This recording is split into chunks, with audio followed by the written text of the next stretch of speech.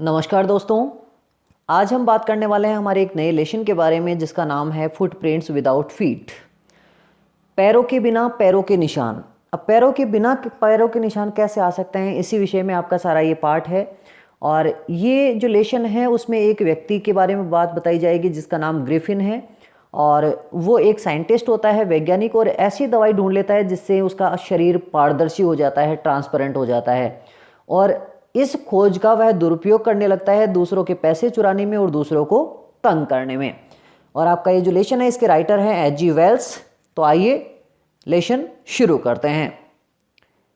The two boys, दो लड़के, stared, उन्होंने घूरना शुरू किया इन सरप्राइज, आश्चर्य के साथ, at the fresh muddy imprints, ताजा बने हुए पैरों की निशान की तरफ, of a pair of bare feet, जो कि नंगे पैरों से बने थे। तो दो लड़के थे, उनके सामने ताजा कीचड़ में सने हुए पैरों की छाप अचानक उभरने लगती है। उन्हें देखकर वो क्या करते हैं, अपने आप में आश्चर्य के साथ उसे देखने लगते हैं।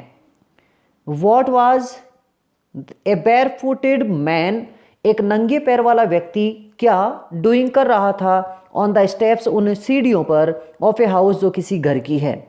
एक नंगे पैर वाला व्यक्ति किसी घर की सीढ़ियों पर क्या कर रहा था, in the middle of the London, और वो भी कहाँ, लंदन के मध्य में। And where was the man, चलो वो कुछ भी कर रहा था उन सीढ़ियों के ऊपर, लेकिन सवाल यह था कि अब वो व्यक्ति था कहाँ। इट मीन्स वो क्या नहीं हो रहा है, उन दो लड़कों को नजर नहीं आ रहा है।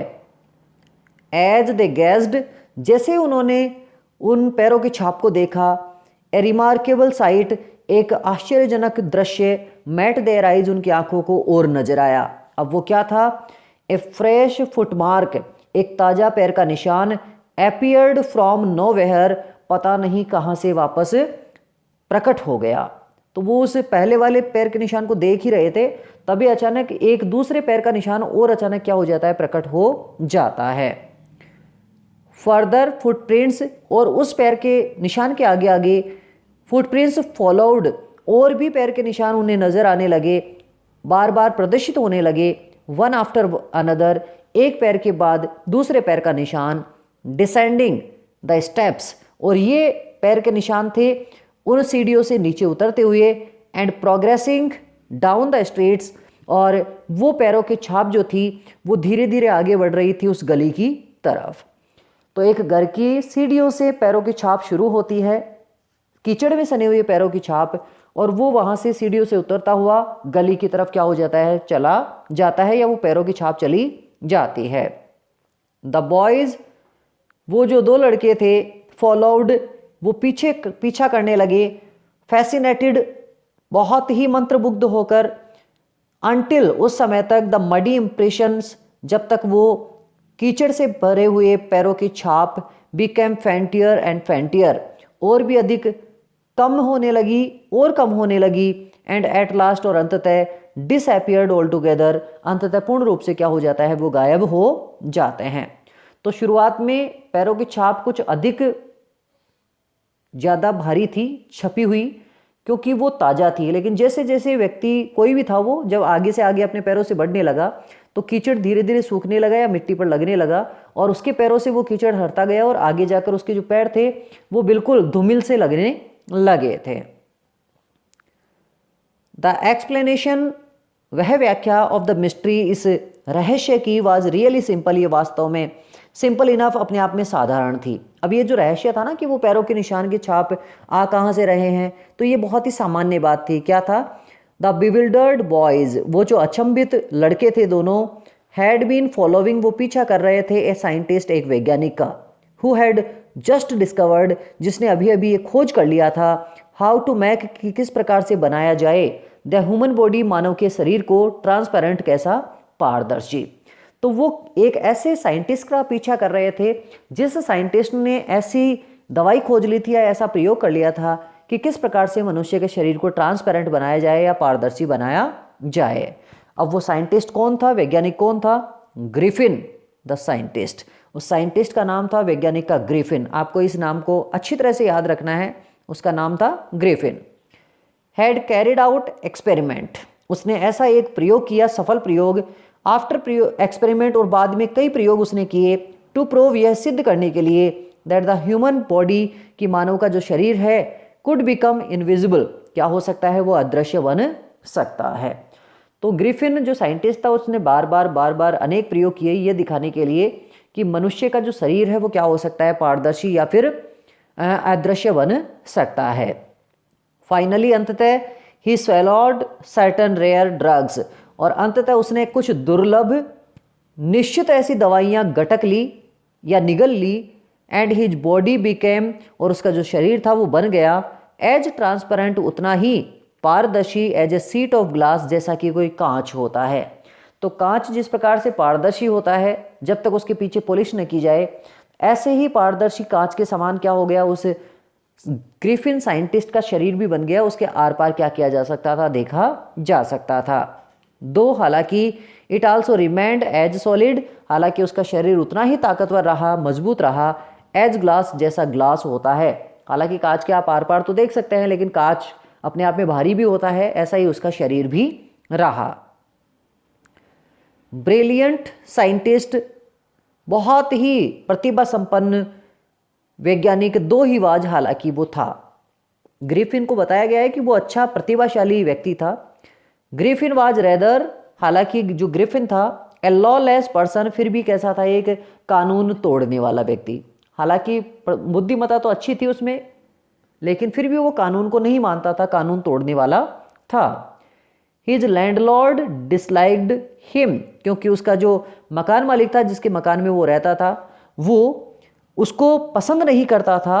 And tried to eject him, और उस मकान मालिक ने उस ग्रिफिन को अपने घर से ज़बरदस्ती निकालने का प्रयास भी किया था। तो मकान मालिक ने जब उसे ज़बरदस्ती घर से बाहर निकालने का प्रयास किया तो उस ग्रिफिन ने क्या किया, इन रिवेंज, बदला लेने के लिए, Griffin set fire to the house, उस ग्रिफिन ने उस मकान मालिक के घर में ही क्या लगा दी, आग लगा दी। इस प्रकार से अपना बदला ले लिया। To get away without being seen, और बिना किसी की नज़र में आए आग लगाने के बाद में, ही हैड टू रिमूव, उसे हटाने पड़े, हिज क्लॉथ्स, अपने कपड़े, और किसी के नज़र में नहीं आने के कारण बाद में उसने क्या किया, अपने कपड़े हटा दिए या खोल दिए। 10 इस प्रकार से इट वाज दैट, यही तो था, ही बिकेम, कि वो बन गया, ए होमलेस वॉन्डरर, एक घरहीन घुमक्कड़ व्यक्ति, विदाउट क्लॉथ्स, जिसके पास कपड़े नहीं थे, विदाउट मनी, जिसके पास पैसा भी नहीं था, एंड क्वाइट इनविजिबल, और जो बिल्कुल पूर्ण रूप से अदृश्य था, किसी को दिखाई भी नहीं दे रहा था। और वो दिखाई तब तक नहीं देता है, कब तक, अनटिल, उस समय तक वो किसी को नज़र भी नहीं आता है।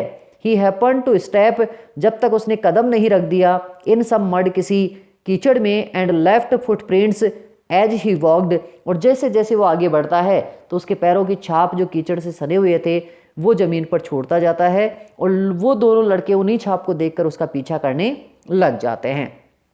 तो जो ग्रिफिन था उसने अपने मकान मालिक के घर पर क्या कर दिया, आग लगा दी। हालांकि वो अदृश्य था पहले, लेकिन उसने कपड़े पहन रखे थे, लेकिन बचकर भागने के लिए उसने अपने सारे कपड़े खोल दिए और वो अदृश्य हो गया, किसी को नजर नहीं आ रहा था।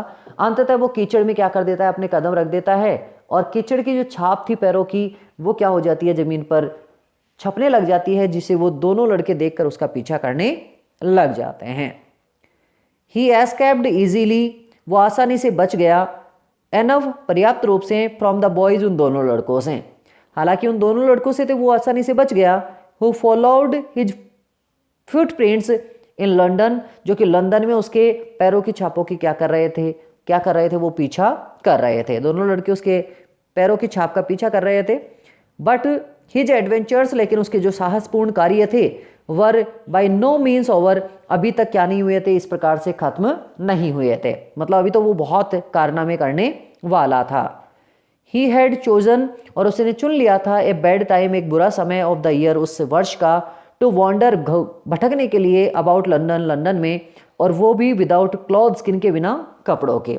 तो लंदन में बिना कपड़ों के घूमने का उसने क्या कर लिया था, एक गलत समय चूज कर लिया था, चुन लिया था। क्यों, क्या कारण था, इट वॉज मिड विंटर, क्योंकि ये मध्य सर्दी का समय था।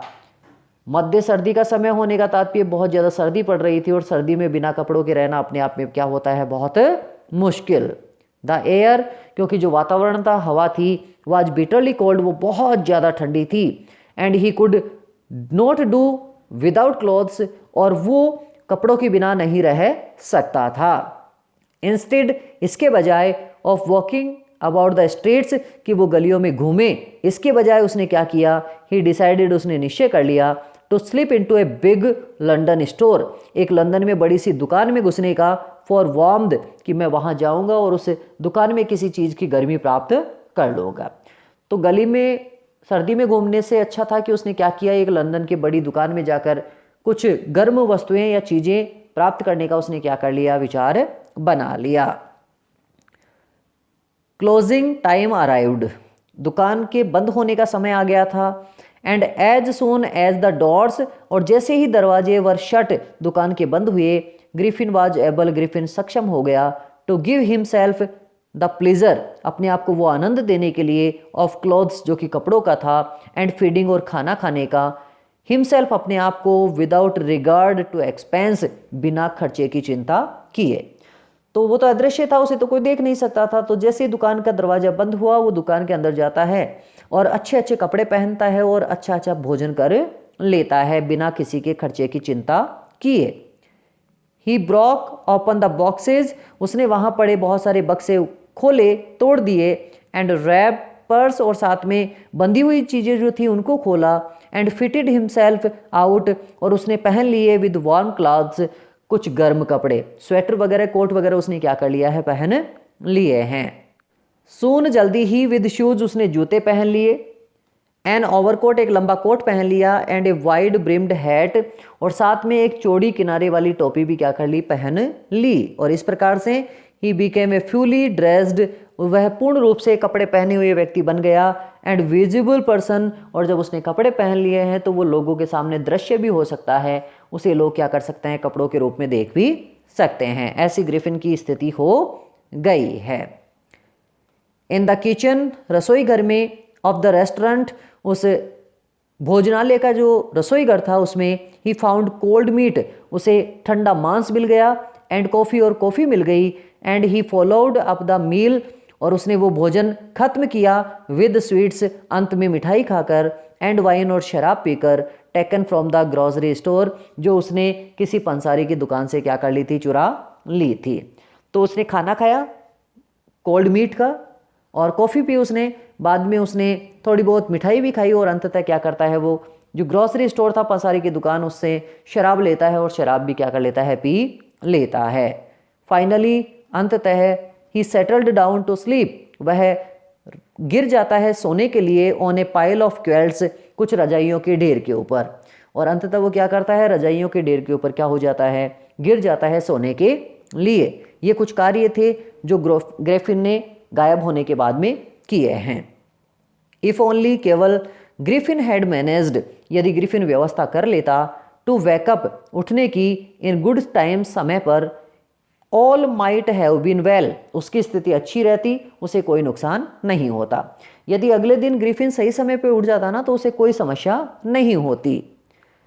एज इट वाज, जैसी की स्थिति हो गई, ही डिड नॉट वेकअप, वो नहीं उठा, अनटिल, उस समय तक वो नहीं उठा, the assistants were already arriving, जबकि सहायक व्यक्ति पहले से ही पहुंच गए थे, नेक्स्ट मॉर्निंग, अगली सुबह।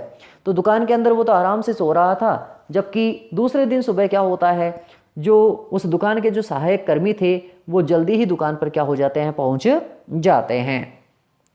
वैन ही सा, जब उसने देखा, a couple of man them, उन लोगों में से दो लोगों को, अप्रोचिंग, पास आते हुए, ही पैनिक्ड, उस ग्रिफिन को बहुत डर लगने लग गया, एंड बिगान टू रन, और उसने दौड़ना क्या कर दिया, शुरू कर दिया। तो उन दुकान वालों को देखकर वो दौड़ना शुरू कर देता है। दे नेचुरली गेव चेस, और अंततः दुकान वाले भी उसका पीछे पड़ जाते हैं, उसका पीछा करने लग जाते हैं। ये स्थिति किसकी है, उस ग्रिफिन की। इन द एंड, अंत में, ही वाज एबल, वो सक्षम हो गया, टू एस्केप, बचकर भागने में, only by quickly taking of, जल्दी से उतार कर फेंकने के लिए, हिज न्यूली फाउंड क्लोथ्स, अपने हाल ही में मिले नए कपड़ों को। जैसा कि आप जानते हैं वो अदृश्य था, तो कपड़े पहनने के कारण लोग उसे देख पा रहे थे, तो उसने बचने के लिए क्या किया, अपने कपड़ों को उतार कर फेंकना शुरू कर दिया। सो इसलिए वंस मोर, एक बार फिर से, ही फाउंड हिमसेल्फ, उसने अपने आप को पाया, इनविजिबल, कपड़ों के बिना बिल्कुल अदृश्य, बट नेग्ड और नंगा वो रह गया in the chill January air, उस बिल्कुल ठंडी सी बहुत ही तीखी जनवरी के सुबह में या मौसम में।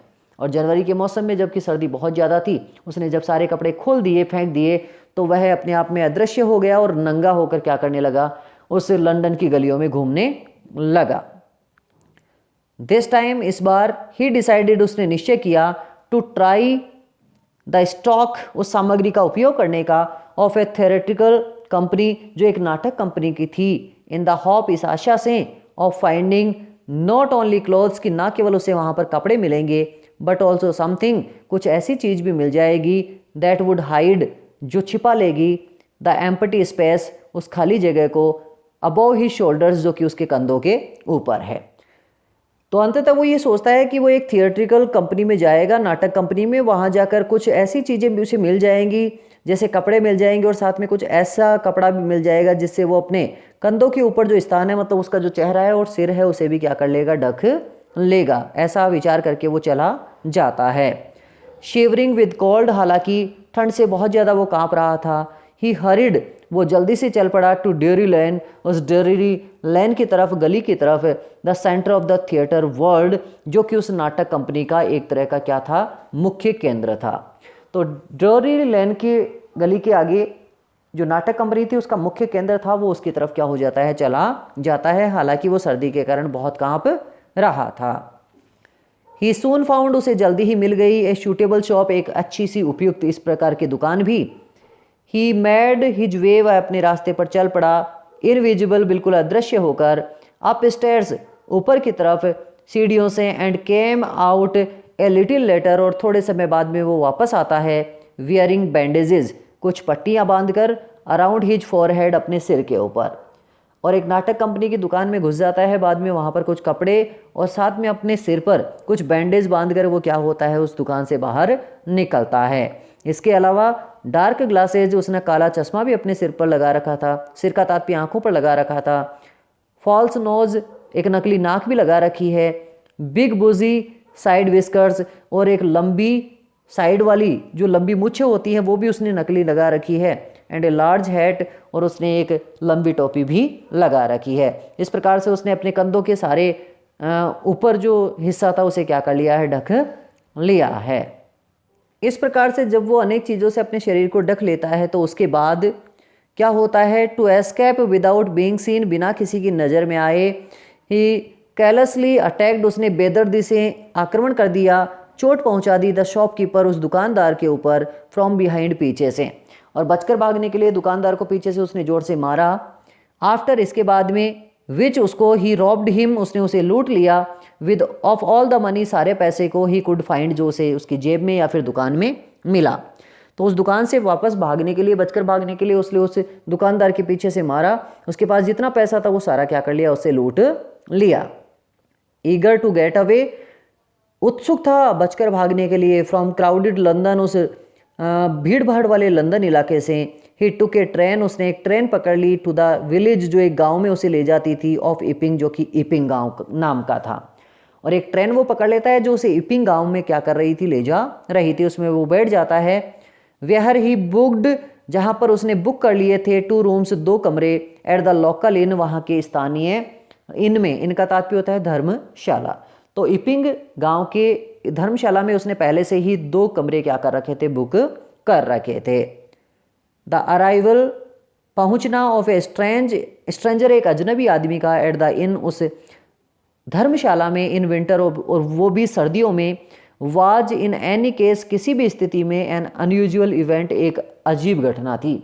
वहाँ के लोगों को एक इस सर्दी के मौसम में उस इन में, धर्मशाला में किसी अजनबी आदमी का आना लोगों को कैसा लगा, अजीब लगा। ए स्ट्रेंजर, एक अजनबी, ऑफ सच अनकॉमन अपीयरेंस, जिसका दिखावा भी इतना अजीब था कि उसने ऐसे कपड़े पहन रखे थे। सेट ऑल टंग्स वैगिंग, उसको देखकर सभी लोगों की जो जीभ थी वो हिलना शुरू हो गई, मतलब उन्होंने एक दूसरे से कानाफूसी करना या फिर बातें करना शुरू कर दिया। मिसिज हॉल, ये नाम आपको याद रखना है, Mrs hall, the landlords wife, उस मकान मालिक की पत्नी, मकान मालिक का तात्पर्य यहाँ पे उस इन धर्मशाला के मालिक की जो पत्नी थी Mrs hall made every effort, उसने प्रत्येक प्रयास किया टू बी फ्रेंडली, मित्रवत व्यवहार करने का, किससे? ग्रिफिन से। तो मकान मालकिन जो थी उसने ग्रिफिन से अच्छा व्यवहार करने का क्या किया? प्रयास। But Griffin had no desire, लेकिन ग्रिफिन को कोई इच्छा नहीं थी टू टॉक, अपनी मकान मालकिन से बात करने की। एंड टोल्ड हर, और उसने अपनी मकान मालकिन को ये कह दिया, क्या कहा? माई रीजन, मेरा कारण, फॉर कमिंग टू इपिंग, इस इपिंग गाँव में आने का, इज डिजायर, वो ऐसी इच्छा है, फॉर सॉलिट्यूड, कि मैं क्या करना चाहता हूँ? एकांत में रहना चाहता हूँ, किसी से बोलना बात करना नहीं चाहता। उसने अपनी मकान मालकिन से कहा कि मैं आपके गाँव में इस धर्मशाला में इसलिए आया हूँ कि मैं आराम से अकेला रह सकूँ। आई डू नॉट विश, मेरी बिल्कुल भी इच्छा नहीं है, टू बी डिस्टर्ब्ड, मुझे परेशान किया जाए, इन माई वर्क, मेरे काम में, मैं नहीं चाहता मुझे कोई परेशान करे। बिसाइड्स, इसके अलावा, एन एक्सीडेंट, एक दुर्घटना ने, हैज अफेक्टेड माई फेस, मेरे चेहरे को क्या कर दिया है? बुरी तरीके से बिगाड़ दिया है। इस वजह से मैंने क्या कर रखी है? अपने चेहरे पर ये पट्टियाँ वगैरह लगा रखी है। ये बात वो अपनी मकान मालकिन से कह देता है। सेटिस्फाइड, संतुष्ट होकर, दैट हर गेस्ट, कि उसका मेहमान, वाज एन एसेंट्रिक साइंटिस्ट, एक तुनक मिजाज, क्या है? साइंटिस्ट है, एक सनकी साइंटिस्ट है, एक वैज्ञानिक है। And in view of the fact, और इस बात को ध्यान में रखते हुए, that he paid her in advance, की उसने उसे एडवांस पैसे दे दिए थे। Mrs Hall was prepared, Mrs Hall तैयार हो गई, to excuse his strange habits, उसकी अजीब आदतों को नकारने में, ध्यान नहीं देने में, एंड इरिटेबल टेम्पर, और उसके चिड़चिड़े स्वभाव को भी उसने क्या कर दिया? नज़रअंदाज कर दिया। मिसिज हॉल को उस ग्रिफिन ने क्या कर दिया था? पैसा एडवांस दे दिया था। ठीक है, हालांकि मिसिज हॉल को ये पता था कि उसका जो मेहमान है, जो उसके उस इन में रहने आया है, वो एसेंट्रिक साइंटिस्ट है, एक तुनक मिजाज क्या है? वैज्ञानिक है। फिर भी उसने उसको क्या कर दिया? उसकी बातों पर ध्यान नहीं दिया, उसकी अजीब आदतें थी उनको इग्नोर कर दिया, और साथ में उसका चिड़चिड़ा स्वभाव भी उसने क्या कर दिया? नज़रअंदाज कर दिया। बट लेकिन द स्टोलन मनी, लेकिन वो पैसा जो उसने उस दुकानदार से चुराया था, डिड नॉट लास्ट लॉन्ग, वो ज़्यादा समय तक नहीं चला। And presently Griffin had to admit, और उस समय ग्रिफिन को ये स्वीकार करना पड़ा, दैट ही हैड, कि उसके पास है, नो यानी नहीं, मोर रेडी कैश, अतिरिक्त नगद पैसा। तो जो पैसा था वो तो उसने खर्च कर दिया जो दुकान से उसने चुराया था। अब मिसिज हॉल को वो कहता है कि अभी तो मेरे पास नगद पैसा नहीं है। ही प्रिटेंडेड, उसने ऐसा बहाना बनाया, हाउएवर, हालांकि, that he was expecting a cheque, कि मुझे एक चेक जल्दी ही आने वाला है, टू अराइव, पहुंचने वाला है, एट एनी मोमेंट, किसी भी क्षण। मिसिज हॉल को वो कह देता है कि आप चिंता मत करो, मेरे पास जल्दी ही क्या होने वाला है? कोई एक चेक आने वाला है, वो जैसे ही आता है मैं आपको भुगतान कर दूंगा। शॉर्टली आफ्टरवर्ड्स, इसके कुछ ही समय बाद, एक क्यूरियस एपिसोड अकर्ड, एक बहुत ही उत्तेजनापूर्ण और उत्सुकतापूर्ण एक घटना क्या हो जाती है? घट जाती है। तो उसने पहले तो मना कर दिया मेरे पास पैसे नहीं है, तभी एक अजीब घटना घट जाती है। वो घटना क्या थी? Early, very early in the morning, सुबह जल्दी, बहुत जल्दी, एक क्लर्जीमैन एंड हिज वाइफ, एक पुजारी, एक पादरी जिसे कहते हैं, और उसकी जो बीवी थी, वर अवेकंड, वो जाग जाते हैं, by the noises in the study, क्योंकि उनके अध्ययन कक्ष में क्या हो रहा था? लाइब्रेरी में कुछ आवाज़ें हो रही थी। एक पुजारी था, उसकी पत्नी थी, वो अचानक सुबह जल्दी जाग जाते हैं, क्योंकि उनकी जो लाइब्रेरी थी, पुस्तकालय था, स्टडी रूम था, उसमें कुछ क्या हो रही थी? आवाज़ें हो रही थी। क्रीपिंग डाउन स्टेयर्स, रेंगते हुए नीचे धीरे आते हुए, दे हर्ड, उन्होंने सुना, द चिंक ऑफ मनी, पैसे की कड़कड़ाहट, बींग टेकन अप फ्रॉम, कि जिसे निकाला जा रहा था, द क्लर्जीमैन्स डेस्क, उस पुजारी की टेबल में से। टेबल की दराज होती है, तो उस पुजारी को ऐसा लगा कि उसकी जो दराज थी टेबल में, उस टेबल में से कुछ पैसा क्या किया जा रहा है? निकाला जा रहा है, और उसे गिना जा रहा है, ऐसा उस पुजारी को लगता है। विदाउट मेकिंग एनी नॉइज, बिना आवाज़ किए, एंड विद ए पॉकर, और एक सरिये के साथ, लोहे का सरिया, ग्रैब्ड फिर्मली, जिसे बहुत ही मजबूती से उसने पकड़ रखा था, इन हिज हैंड, अपने हाथ में। The clergyman flung open the door, उस पुजारी ने धड़ाम से दरवाजे को क्या कर दिया? खोल दिया। तो पुजारी बहुत ही चुपके से उस स्टडी रूम में जाता है, अपने हाथ में एक सरियों को लेकर, मजबूती से पकड़कर, और धड़ाम से दरवाजे को खोलता है, और क्या कहता है? सरेंडर, कि जो भी तुम कोई हो इस कमरे में जो मेरे पैसा चुराने का प्रयास कर रहे हो, मैं तुम्हें चेतावनी देता हूँ कि क्या कर दो, अपने हाथ खड़े कर दो और खुद को क्या कर दो? मुझे सौंप दो, या क्या हो जाओ, गिरफ्तार करने होने के लिए तैयार हो जाओ। इस प्रकार से जो पुजारी है वो उस कमरे में किसी के होने के कारण किसी को गिरफ्तार या फिर उसे आत्मसमर्पण करने के लिए क्या होता है, कह देता है। तो वो शख्स कौन है जो वहाँ पैसा चुरा रहा है, इसके बारे में हम बात करेंगे कल। तो आप वीडियो को लाइक करें, अपने दोस्तों के साथ शेयर करें और इसे नए हैं तो सब्सक्राइब जरूर करें। फिर मिलते हैं इसके सेकंड पार्ट के साथ, देखते हैं क्या होने वाला है, ग्रिफिन क्या करता है। तब तक के लिए जय हिंद, वंदे मातरम।